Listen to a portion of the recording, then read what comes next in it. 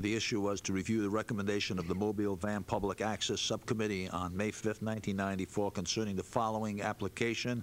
Applicant Iqbal Nick Quidwai, representing concerned citizens of Thousand Oaks. The producer was to have been a Michael Lippman. The event meeting was a meeting at 7 p.m. Wednesday, May 25th, 1994. The location at the Cameron Center. The subcommittee unanimously recommended denial of the application based on several findings. It is all in your report that number one, the application was not submitted in time to provide 21 days notice of an approved mobile van event, which is a primary requirement for use of the van. A description of the program contained in the application indicated that the format represented a potential violation of access guidelines vis-a-vis advertising. The cable operator makes this determination based on the current access guidelines that he has proffered. These were originally set forth by Stora and approved by the City Council in July of 1982. Thirdly, the individual named as producer of the event was reported by VCC's access coordinator to have stated 1 week ago that he was not collaborating on the project, thus raising a question about the producer's status or the availability of an alternate producer. Also, the applicant did not attend the subcommittee meeting and was therefore unable to answer any questions. I also understand that the van was committed to other use on that same particular day. So in accordance with all of these reasons, I would move that we deny the use of the van. I do not have any cards on this particular item.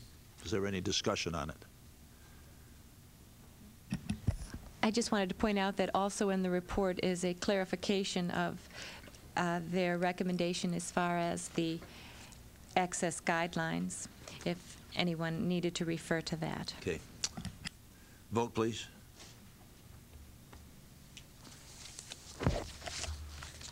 Motion carries 3-0. Okay. We have an item here for Mr. Shillo, but he has not appeared yet. 2 items for Mr. Shillo. We'll go down to council comments. Mrs. Lazar, on item 15A, ask your council member. And what other surplus property was in the city. Now, we have a printout, I believe all the council was presented with, on city-owned properties. And there were 426, but I did not have the information on which properties were deemed surplus, and now that has been just provided before our meeting. So I wanted to ask about the policy for deeming property surplus, and if we had a procedure so that we are not in a reactive mode when an offer comes in on property or some kind of transaction is contemplated, so that the council knows there are properties that are potentially going to be sold and that we may have a plan to deal with that. Is there a procedure for deeming property surplus? The basic procedure is when the staff feels that the property is surplus, they make a recommendation to the City Council, and the City Council will declare it surplus. So it comes up periodically? Periodically, when we have, such as, I think with the Senior Concerns facility on the old Fitzgerald House, when they moved out, that property was no longer needed, and the City Council then declared that was surplus. So okay, that's on the list of the surplus properties.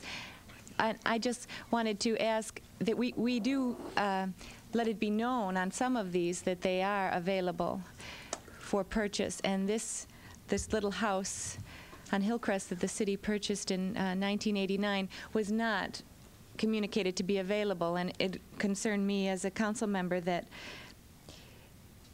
I was in the position of making a decision or voting on disposition of property that had, in my knowledge, was not surplus, and I did not know that a appraisal had been sought last summer. So these are just concerns that I have, in that we don't have a plan or actually an up-to-date record on what the city is not planning to use and what the city may in the future sell. And I would like that updated. Why was an appraisal done on this property last summer? On the Hillcrest property, because it was surplus. It always has been surplus. It was acquired with the understanding that we were going to sell it. It was not acquired for the use for the city for any purpose. And the main reason we acquired that particular piece of property is because in the widening of Hillcrest Boulevard, we took away all usefulness of the garage and any ability to park on that particular property. When faced with the severance damages and the amount needed to correct that situation at that particular property, it became obvious to everyone that it would be an entire take. So we would have to buy the entire property and try to either reconfigure it or sell it at some time thereafter. Later on, when we became aware that there's another piece of property on Thousand Oaks Boulevard, which is referred to as the old Gasco property, that the City Council has received a number of complaints over the years as that's just sitting there, there's nothing being done with it. We were approached with their possible requests by the owner of that property's attorney that they may be interested in exchanging that property for any surplus property the city may have. And immediately the property on Hillcrest came to mind. We then needed to appraise both properties in order to determine whether there was adequate consideration there to work an exchange. And so the negotiations of that would not be in the awareness of the council? Well, it wasn't really negotiations until you had some values, an appraisal to see whether it could even work out to be an exchange. And when the that owned the Gasco property looked at the Hillcrest property, they said they weren't interested in doing that much work. There was too much work needed to fix up the Hillcrest property. So they backed away from the exchange. We had the appraisal, and then when the offer came in from someone else, we utilized the appraisal to justify that the offer was far in excess of the appraised amount. Even though the appraisal was done last summer and the market may be different at this time? Well, I don't think the market's gone up 20% in 1 year. Well, my concern is that it is inconsistent with our treatment of adjacent properties, because after this appraisal was done last summer, our staff recommended that we give an upzoning and general plan amendment to a similar size parcel also on the north side of Hillcrest. And so I feel that, well, you know, the last Tuesday's approval of this housing development project included a parcel of similar size that was given an upzoning and general plan amendment. So its potential was viewed for the future, whereas this house here is viewed as going to continue as a residential property, completely surrounded by multifamily use. And it doesn't seem consistent with what was communicated in our council packet last week about the north side of East Hillcrest. And I'm just concerned that we don't have safeguards that are looking after the city, the buyer, and also the public trust. And unless this information is provided to a whole decision-making body, we're not doing our job. So I would like to ask, would the council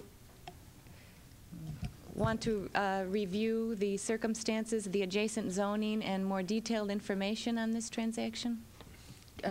Mayor? Mrs. Lazar. I don't know about the adjacent zoning. I don't think that's appropriate, but I think what you're asking for is perhaps a written set of guidelines for the disposition and sale of surplus property. I think, you know, as the city attorney has indicated, that set of guidelines has been in effect because the city has disposed of surplus property. It declares it surplus, it goes through an appraisal, whatever. Perhaps it has not been committed in writing, and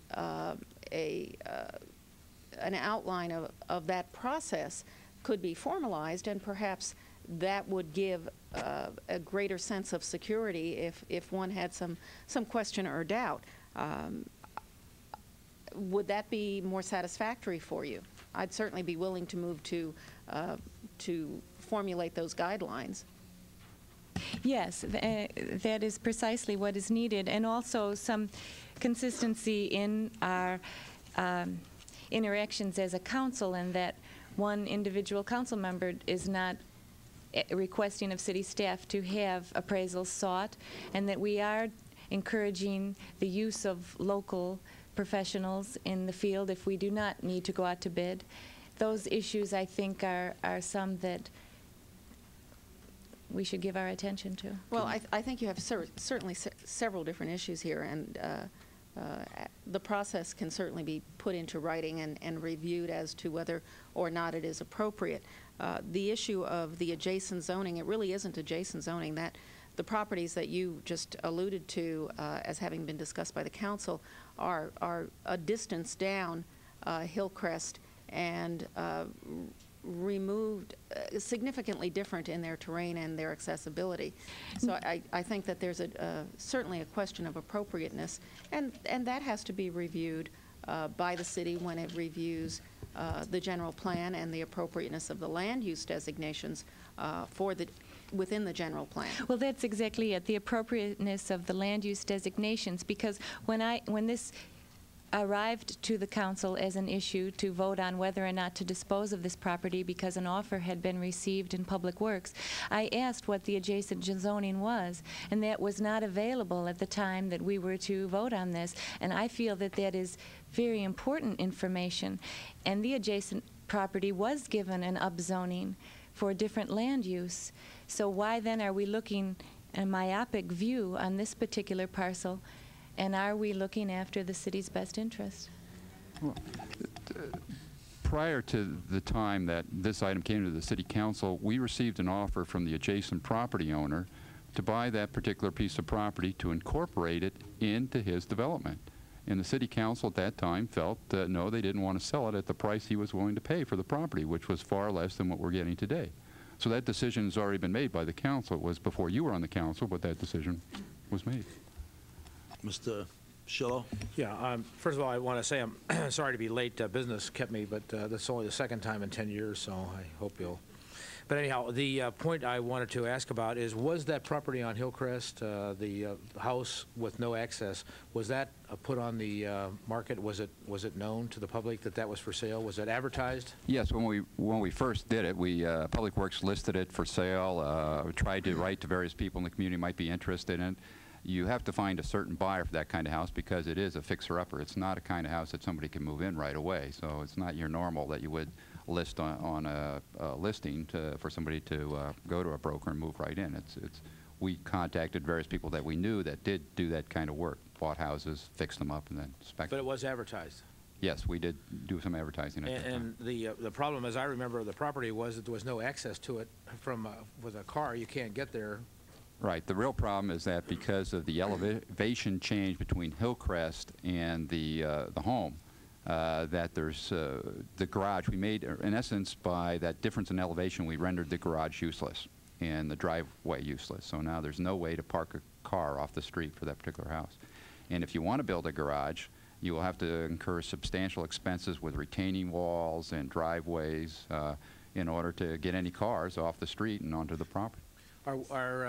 Was any condition of the sale having to do with that indication that we would approve any modification to that front yard if they came in for it? No, there's no indication. They're taking that particular They're taking risk. a risk.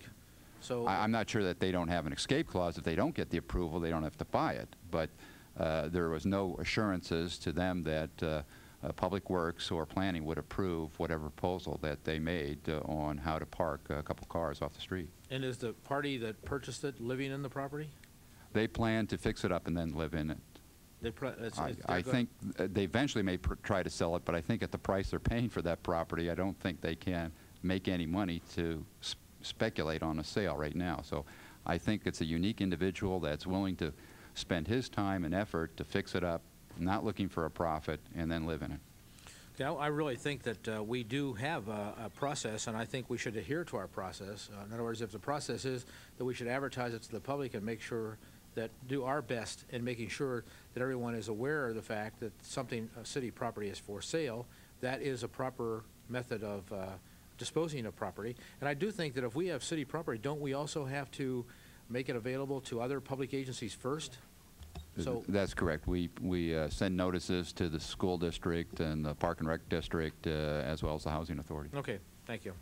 Well, I know you are, Mr. Schillo, a licensed real estate broker, and have interacted in considerations on this property in the past when the appraisals were sought. And that makes it difficult for then there to be the objectivity when one representative of this elected body acts as a negotiator without authority. So my request is that in future transactions it not be done in that manner, because it limits the information available to us and procedural protections for all concerned.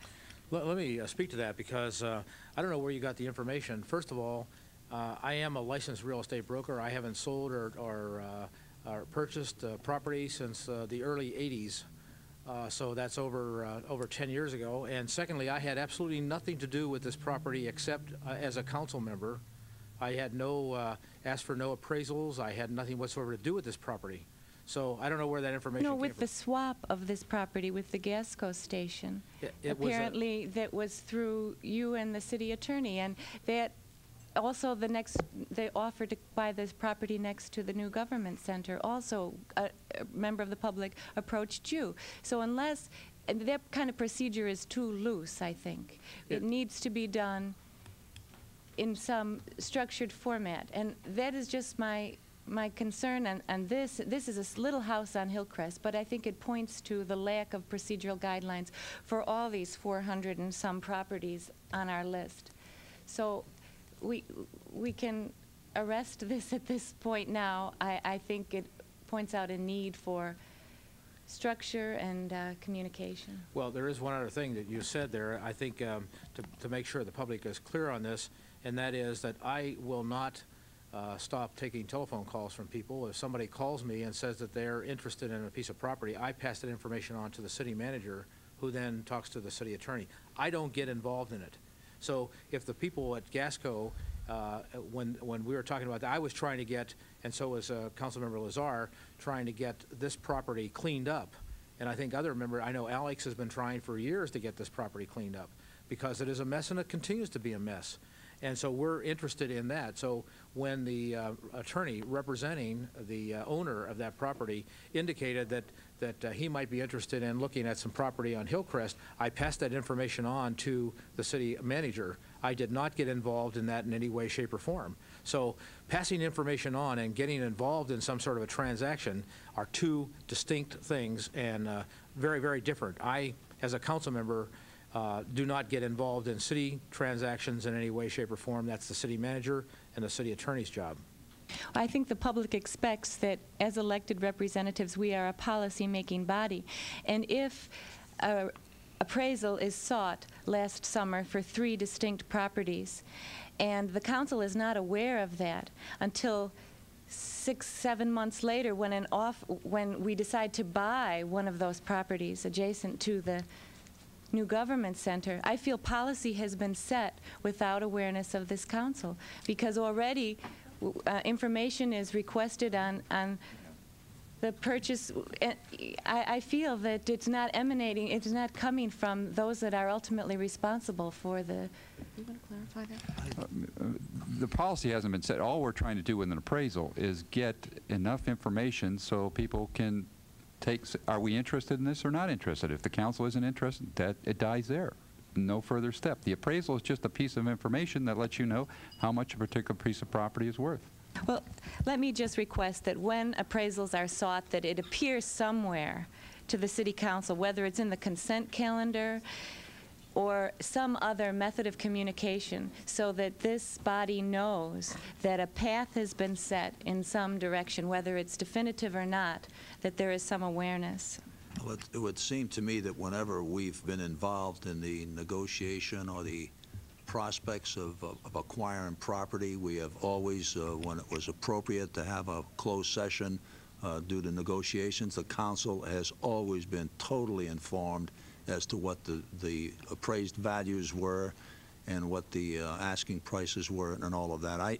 I just don't understand the problem. The city has never had a problem. It's another instance of throwing an issue at the city of making people feel there's a certain amount of distrust and something untoward happening in the city. You can go back to the history of this city.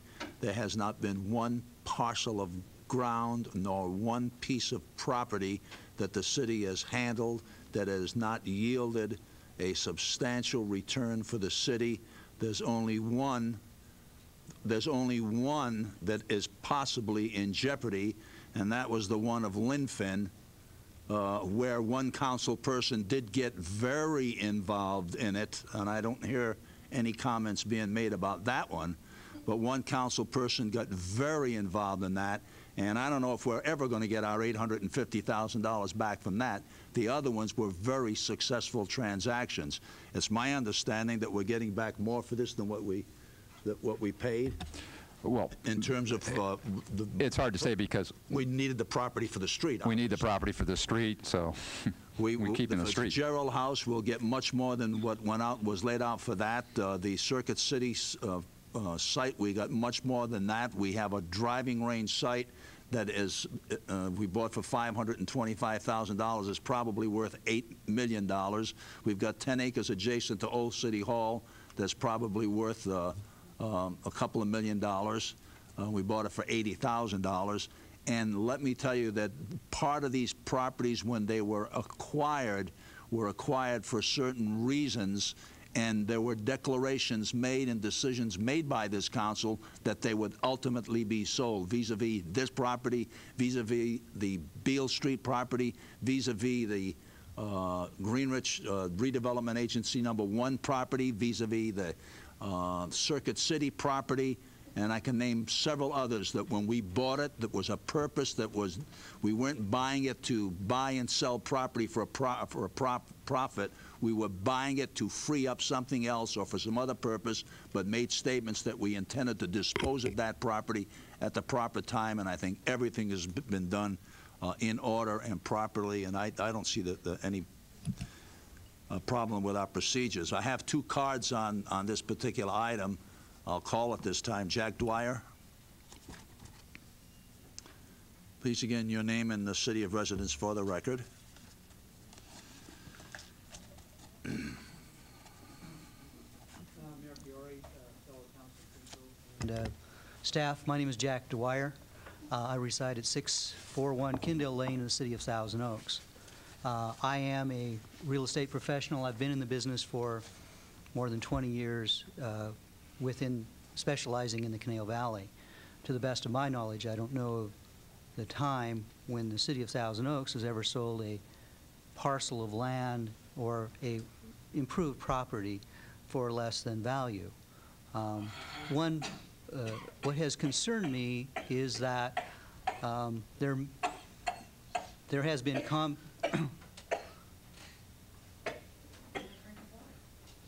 there have been comments made that it would be a good idea to have more than one appraisal. I think that's a waste of taxpayers' money.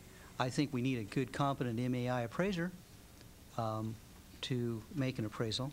I think that's what most lenders use when they try to protect their shareholders and stockholders, and I think that procedure is being followed. I'm familiar with the Hillcrest property. I'm familiar in my opinion, as a professional real estate person, what the value of the parcel would be if it were zoned RPD 13. If you, honest to God, could get another 2 units or maybe 3 units on that parcel. I respectfully submit to you that the amount of dollars that I feel that you're probably getting on the parcel is far in excess of what a knowledgeable, reasonable developer would pay, even if he could get another 2 or 3 units on the land. I want you to know that I feel very comfortable with that kind of a price. I can tell you also that in my experience, land prices in commercial, industrial, and multifamily residential land prices over the last 2 and 3 years have fallen significantly. As a matter of fact, parcels on Townsgate Road, for example, that have been listed for $23 and $24 a square foot have been placed on the market at $10.50 a square foot. More than 50% of the value that was these properties were set at, and now they are in escrow. It's my understanding at substantially less than their $10.50 list price. Mr. Murdoch acquired his property for $7.67 a square foot, industrially zoned. This property is probably somewhere around 7,000 feet, maybe 8,000 square feet, maximum usable. And when you take side yard, rear yard, front yard setbacks out of the line, you understand that you have a property that has a residence that is essentially non-conforming, and you have to do something with that. The best and highest price you could get for that property would be from a single-family residential user who is a user and not going to have to tear the property down and try to add it to some other adjacent parcels. So I applaud the city for being able to sell their property at and above appraised value, because that isn't happening very often these days. So that's all I have to say. Thank you, Mr. Dwyer. Mr. Bosselman, Art Bosselman.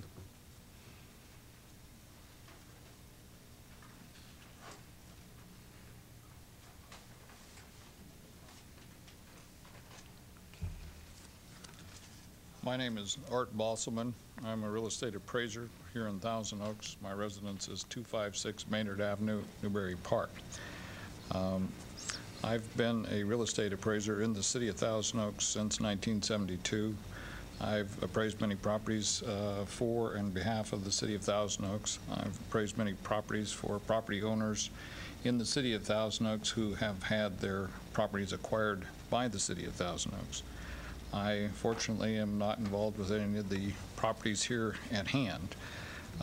My main concern for appearing tonight is not in regard to this specific matter on Hillcrest, but to address something that has concerned me that I've seen recently in public comments, is in regard to the appraisal selection process.